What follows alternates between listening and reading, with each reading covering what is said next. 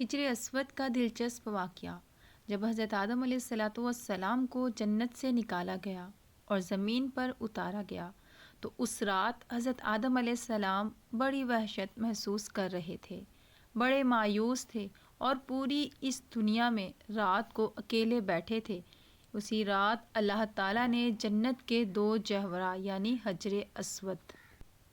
بسم اللہ الرحمن الرحیم۔ حجر اسود عربی زبان کے دو الفاظ کا مجموعہ ہے۔ حجر عربی میں پتھر کو کہتے ہیں اور اسود سیاہ اور کالے رنگ کے لیے بولا جاتا ہے۔ حجر اسود وہ سیاہ پتھر ہے جو کعبے کے جنوب مشرق کی دیوار میں نصب ہے۔ اس وقت یہ 3 بڑے اور مختلف شکلوں کی کئی چھوٹے ٹکڑوں پر مشتمل ہے۔ یہ ٹکڑے اندازتاً 2.5 فٹ قطرے کے دائرے میں جڑے ہوئے ہیں، جن کے گرد چاندی کا گول چکر بنا ہوا ہے۔ جو مسلمان حج یا عمرہ کرنے چاہتے ہیں، ان کے لیے لازم ہے کہ طواف کرتے ہوئے ہر بار حجر اسود کا بوسہ دیں، اور اگر ہجوم زیادہ ہو تو ہاتھ کے اشارے سے بھی بوسہ دیا جا سکتا ہے۔ عبداللہ بن عمر رضی اللہ تعالی عنہ بیان کرتے ہیں کہ میں نے نبی اکرم صلی اللہ تعالی علیہ وسلم کو یہ فرماتے ہوئے سنا، بلا شبہ حجر اسود اور مقام ابراہیم جنت کے یاقوتوں میں سے یاقوت ہے۔ اللہ تعالیٰ نے ان کے نور اور روشنی کو ختم کر دیا۔ اگر اللہ تعالیٰ اس سے روشنی کو ختم نہ کرتا تو مشرق و مغرب کا درمیانی حصہ روشن ہو جاتا۔ محترم ناظرین، یہ سنن ترمذی حدیث نمبر 804 میں ہے۔ حجر اسود اللہ تعالیٰ نے زمین پر جنت سے اتارا۔ ابن عباس رضی اللہ تعالیٰ عنہ بیان کرتے ہیں کہ نبی اکرم صلی اللہ تعالیٰ علیہ وسلم نے فرمایا، حجر اسود جنت سے نازل ہوا۔ حجر اسود دودھ سے بھی زیادہ سفید تھا، جسے اولاد آدم کے گناہوں نے سیاہ کر دیا ہے۔ ابن عباس رضی اللہ تعالی عنہما بیان کرتے ہیں کہ رسول اکرم صلی اللہ تعالی علیہ وسلم نے فرمایا، حجر اسود جنت سے آیا تو دودھ سے بھی زیادہ سفید تھا اور اسے بنو آدم کے گناہوں نے سیاہ کر دیا ہے۔ اوپر گزری ہوئی حدیث پر بعض محدثین اعتراض کرتے ہوئے کہتے ہیں کہ مشرکوں کے گناہوں نے اسے سیاہ کیسے کر دیا؟ مومنوں کی اطاعت نے اسے سفید کیوں نہیں کیا؟ جواب میں وہ کہا جاتا ہے کہ جو ابن قطبیہ رحمۃ اللہ تعالیٰ علیہ نے کہا ہے، اگر اللہ تعالیٰ چاہتا تو اس طرح ہو جاتا۔ اللہ تعالیٰ نے یہ طریقہ اور عادات بنائی ہے کہ سیاہ نگاہیں ہو جاتی ہیں اور اس کے عکس نہیں ہو سکتا۔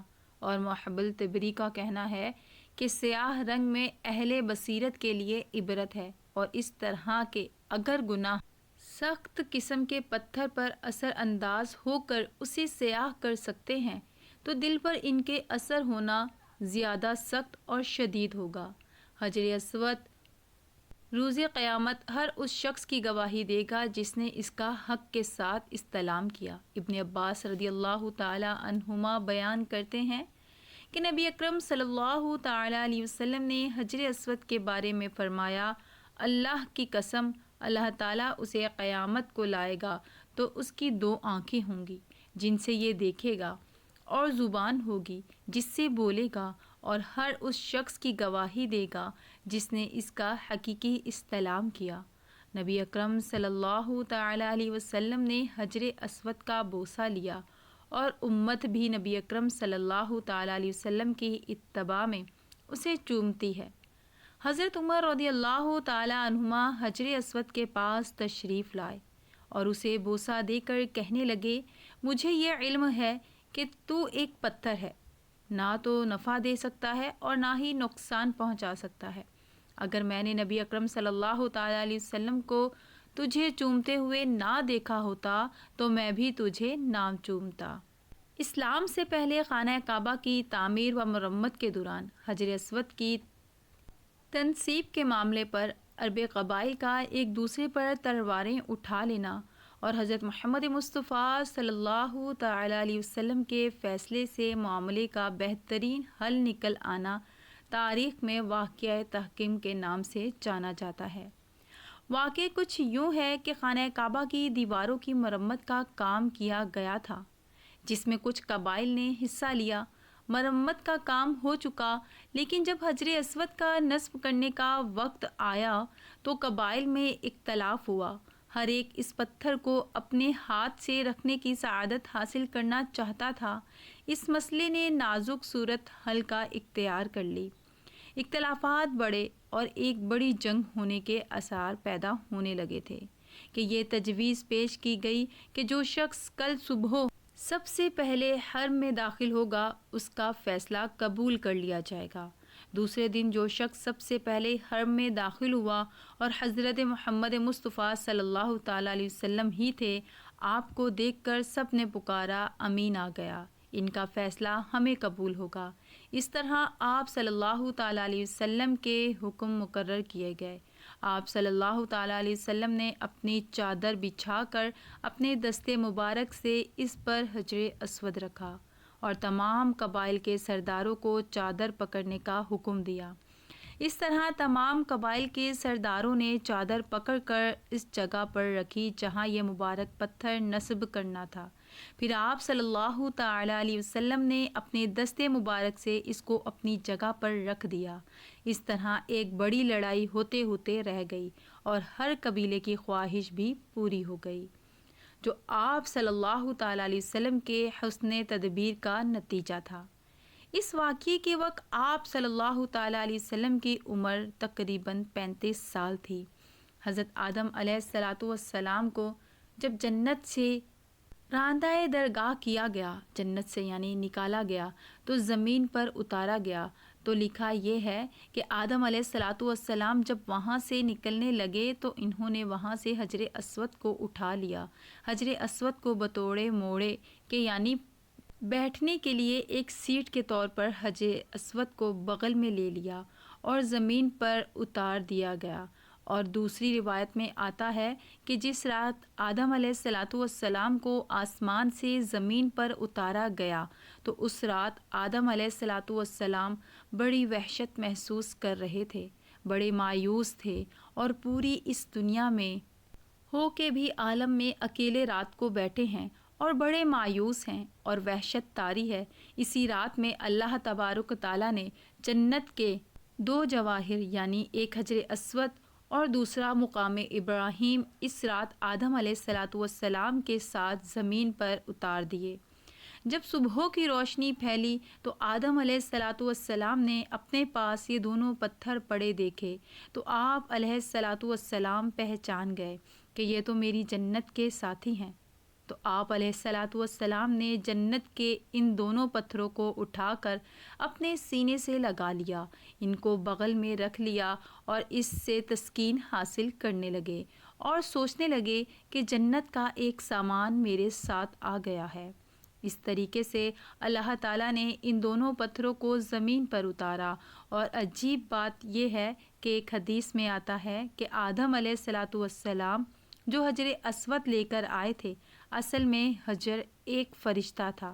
جب آدم علیہ السلام کو جنت میں اللہ تبارک و تعالیٰ نے بھیجا تو ایک فرشتے کو ان کی نگرانی پر لگا دیا کہ آدم علیہ السلام کی نگرانی کرے کہ جنت میں ہر چیز ان کے مطابق ہے، وہ جو مرضی کھائیں لیکن اس درخت کا پھل نہ کھائیں جس درخت کے کھانے سے ان کو منع کیا گیا تھا، تو تم اس کی نگرانی کرتے رہو، کہیں آدم علیہ السلام اس درخت کا پھل نہ کھا لیں۔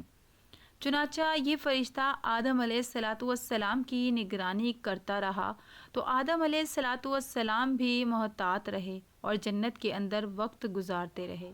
جب اللہ تبارک و تعالیٰ کو تقویم کے طور پر منظور تھا کہ آدم علیہ السلام پھل کھائیں اور پھر آگے سارا ماجرا ہو، تو یہ تقویم نظام ہوا۔ اللہ کے ہاں یہ ہونا تھا، یہ مقدر تھا۔ تو اللہ تبارک و تعالیٰ نے آدم علیہ السلام سے اس فرشتے کو اوجھل کر دیا، یعنی آدم علیہ السلام کو فرشتے کے دائیں بائیں کہیں نظر نہیں آیا۔ تو جب آدم علیہ السلام کو پھل کھانے کا موقع ملا تو انہوں نے آگے بڑھ کر اس پھل کو کھا لیا۔ جیسے ہی پھل کھایا تو اللہ تبارک و تعالیٰ کے ہاں ظاہر ہے ایک خاص قسم کا غضب نازل ہوا۔ کہ یہ تمہیں منع کیا گیا تھا، تو کیوں کھایا؟ تو اسی ہیبت اور دبدبے کے عالم میں اللہ تعالیٰ نے اس فرشتے کی طرف دیکھا۔ جب اس ہیبت کے عالم میں اللہ تعالیٰ نے اس فرشتے کو دیکھا تو فرشتہ خوف سے پتھر بن گیا، اور وہ کون سا پتھر ہے ناظرین؟ وہ حجر اسود کی شکل میں قائم ہو گیا۔ یہ وہی پتھر ہے جو ہیبت کی نظر سے پتھر ہو گیا، اسے حجر اسود کا نام دیا گیا، اور جس کو آدم علیہ السلام زمین پر لائے۔ اس کی تائید میں ایک دوسری حدیث آتی ہے کہ نبی اکرم صلی اللہ تعالیٰ علیہ وسلم فرماتے ہیں کہ کل روز قیامت میں جب حجر اسود میدان حشر میں آئے گا تو اس کے 2 کان ہوں گے، اس کی 2 آنکھیں ہوں گی، اس کی زبان بھی ہوگی، باقاعدہ ہاتھ ہوں گے، گویا کہ پورے ہاتھ پیر کے ساتھ یہ میدان حشر کے اندر پہنچے گا۔ اور ساتھ ہی نبی اکرم صلی اللہ تعالیٰ علیہ وسلم نے فرمایا کیونکہ حجر اسود اصل میں ایک فرشتہ تھا، وہاں اللہ تعالیٰ نے دوبارہ اس کو انہی اعضاء کے ساتھ ظاہر کر دیں گے، اور وہاں پہنچے پھر دنیا بھر سے جو لوگ ان کو بوسہ کرنے والے ہیں ان کے حق میں گواہی دے گا۔ تو معلوم ہوا کہ یہ حجر اسود ایک فرشتہ ہے کہ دنیا میں جو لوگ اس کو بوسہ دیتے ہیں تو وہ تختی پر نوٹ ہو جاتا ہے کہ اس آدمی نے مجھے بوسہ دیا، اس کے گناہ معاف کر دیے گئے۔ تو کل روز قیامت وہ اس کی گواہی دے گا۔ اور مزے کی بات تو یہ ہے کہ دنیا کے اندر ایک بہت بڑے محدث گزرے ہیں، وہ یہ کہتے ہیں کہ میں مکے کے اندر حرم کعبہ کے قریب ایک عرصے تک رہا تو میں نے ایک مرتبہ عجیب منظر دیکھا۔ یہ حجر اسود وہاں اپنی جگہ سے نکلا اور اس کے ہاتھ پاؤں بھی تھے اور اس کے کان بھی تھے، غرض کے پوری ایک انسانی شکل میں نکلتا ہے، اور نکلا اور کافی دور تک ٹہلتا رہا اور دوبارہ اسی جگہ قائم ہو گیا اور اسی طرح پتھر کی شکل اختیار کر دی۔ جب حجر اسود کو کوئی حج یا عمرہ کرنے والا بوسہ دیتا ہے تو حقیقت میں وہ اللہ سے مصافحہ کرتا ہے، سبحان اللہ، اللہ سے سلام کرتا ہے، تو سلام کرنے کے نتیجے میں اللہ تعالیٰ نے اس کے سارے گناہوں کو معاف کر دیتا ہے۔ جیسے خود 2 ایمان والے جب آپس میں دوسرے سے مصافحہ کرتے ہیں، حدیث میں آتا ہے کہ ان دونوں کے الگ ہونے سے پہلے، ان کے مصافحے الگ ہونے سے پہلے اللہ گناہ معاف کر دیتا ہے، تو وہاں حجر اسود کو مصافحہ گویا کہ اللہ سے مصافحہ ہے۔ تو اللہ سے مصافحہ اور گناہ معاف نہ ہو، یہ کیسے ہو سکتا ہے؟ اس سے اللہ تعالیٰ گناہوں کو معاف کر دیتے ہیں۔ تو یہ حجر اسود وہ فرشتہ ہے جو ہر بوسہ دینے والے کی تفصیلات کو نوٹ کر لیتا ہے۔ تو اللہ سے دعا ہے کہ اللہ تعالیٰ ہمیں حجر اسود کو سلام اور اس کا بوسہ لینے کی سعادت نصیب فرمائے۔ لیکن اس میں شریعت کا مسئلہ لکھا ہے کہ اس کے لیے آپ کسی دوسرے کو تکلیف نہ دیں، اس کا بوسہ نہ لیں۔ تکلیف دے کر بوسہ لیں گے تو ظاہر ہے بوسہ لینا ایک مستحب عمل ہے، لیکن کسی کو تکلیف دینا حرام ہے۔ حرام کام کر کے ایک مستحب حاصل کریں گے تو اللہ تبارک و تعالیٰ کے آگے اس کی کوئی قیمت نہیں۔ اگر انہیں موقع تو دور سے سلام کر لیں، سلام کر کے چوم لیں تو آپ کو وہی اجر ملے گا جو کہ بوسہ دینے کے موقع پر ملتا ہے۔ اللہ سے دعا ہے کہ اللہ تعالیٰ اس پر عمل کرنے کی توفیق عطا فرمائے اور ہمارا خاتمہ ایمان پر فرمائے، آمین بجاہ نبی الآمین۔ ناظرین، ویڈیو پسند آئی ہو تو چینل کو سبسکرائب، ویڈیو کو شیئر اور لائک کرنا لازمی، اور اگر ہو سکے تو کمنٹ باکس میں اللہ تعالیٰ کے 99 ناموں